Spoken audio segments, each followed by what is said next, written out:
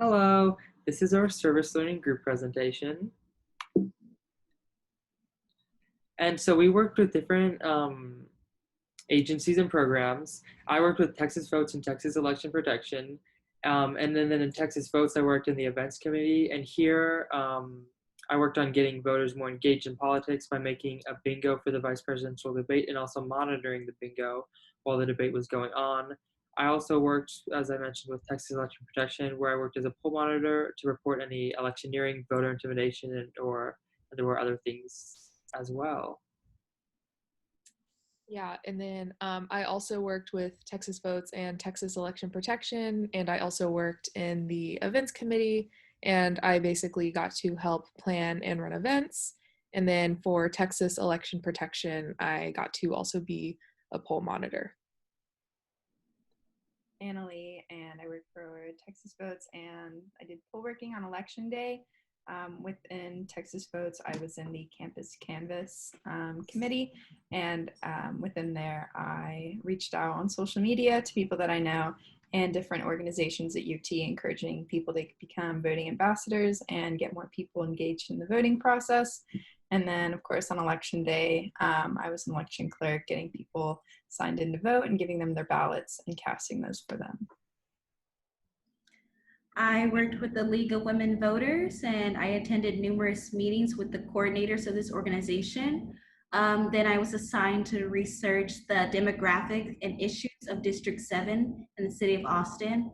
Based upon the research that I found from District 7, I created form questions to ask the city councils and candidates running for the city council representative, and that was it.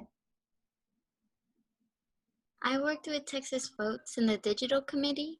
A role of mine in this committee was to create a video script about volunteerism as a form of civic engagement. I also worked at Common Cause Action. For this organization, I worked as a social media monitor and a text banker. This meant that I scrolled through social media and found false information about voting times, dates, and scandals. Also, as a text banker, I sent multiple texts to remind voters to make sure their vote was counted post-election. So here we just have some of the strengths and challenges that we all faced when we were doing our service learning. So some strengths that we had were that we had a really friendly environment. It was very welcoming, and we also had accessible training. And then for some of the challenges that we had, there was some lack of communication, lack of opportunities, and long shifts.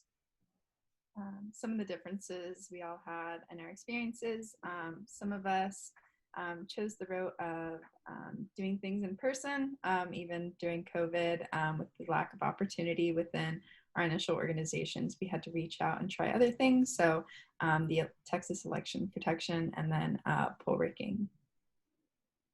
And another difference that I face, a little different from everybody else, is that working with the League of Women Voters, there was extreme high expectations, especially since we were required to make form questions in such a short time period.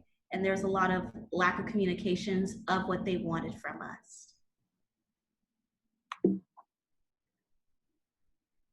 We also gained some learning points about the election through our experience. We learned more about how there is no automatic voter registration, and in Texas there are ID requirements. So if you don't possess a Texas driver's license, you would need to offer another form of identification to be able to vote, as a passport or a utility bill or a government document. We also learned about nonpartisanship and how important it is to stay nonpartisan to reduce voter intimidation and encourage more people to be active. We also learned about the debates and public forums that are currently going on in the city of Austin and how important it is to keep up with them. We also learned about zoning demographics and the different issues that are going on in your specific district. And we also learned about incumbents and their campaigns processes, and how incumbents sort of have an advantage compared to other candidates when it comes to elections. There were also some issues of disparities, discriminations, and oppressions that we observed. First of all, the voter registration discrepancies. Many times People would get registered with the VDR and have their receipt, and then they would come to the polling place and we would look them up and no voter registration would exist. They would cast a provisional ballot and the county has 30 days to absolve that to make their vote actually count. There were also issues with polling technology. For some younger people, it is easier to work the electronics, but among the older demographics, they did see issues with being able to read and cast their votes as easily as others might have. And in regard to curbside voting, I had experience with that because I was told by a previous poll monitor that a report was made because the polling location I was assigned to did not have curbside voting. And for someone with a disability, this could be a barrier for voting. When working with Common Cause Action to send and respond to thousands of texts, I had received multiple texts in Spanish and other language that I couldn't recognize. Moreover, for these groups, I saw that in a way there was some kind of discrimination because the initial text and important information sent to them was not in a language that they could understand. And I also experienced misrepresentative forum questions.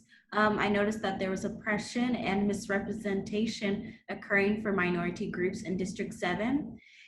And since District 7 was a predominantly white and Hispanic population, however, there were any questions that recognized the racial issues or racial discriminations occurring to specific minority groups during the forum. And there were also very few questions that addressed the issues with the Austin Police Department going on.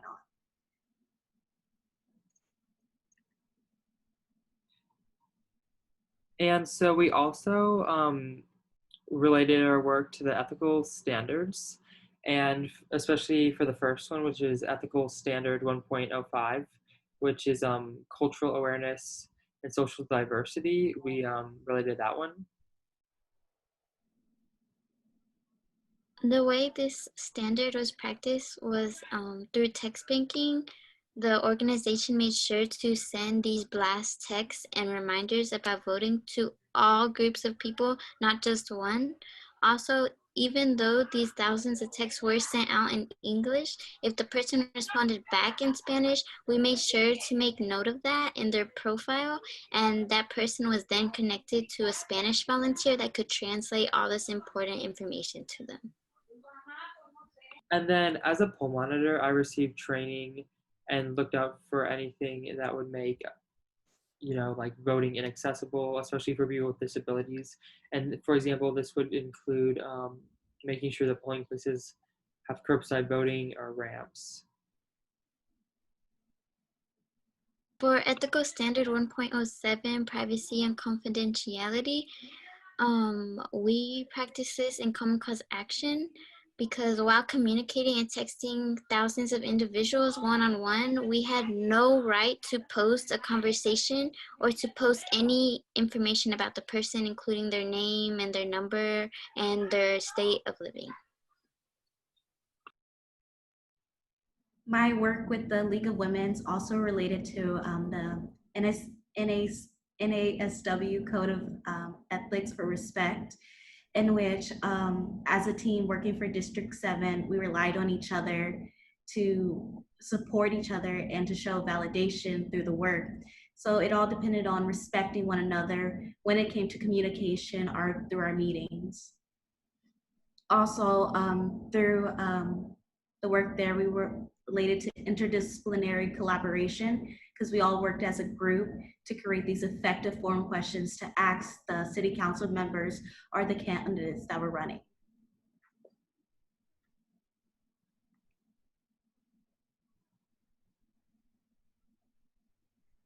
All right, everyone.